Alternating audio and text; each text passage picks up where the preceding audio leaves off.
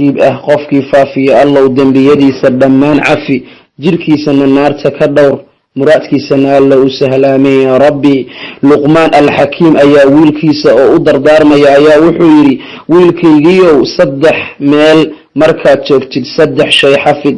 guri aad marti ku tahay haddaad joogtid indhahaaga xafid, majlis haddaad dad la fadhididna carabkaaga xafid, goob cunto haddaad joogtidna calooshaada xafid.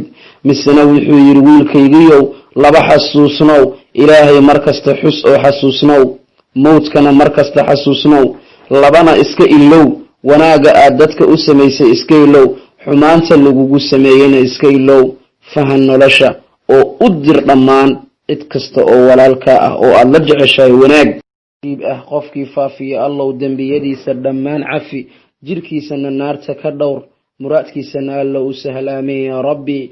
luqmaan alxakiim ayaa wiilkiisa oo u dardaarmaya ayaa wuxuu yidhi, wiilkaygiiow 3 meel markaad joogtid 3 shay xafid.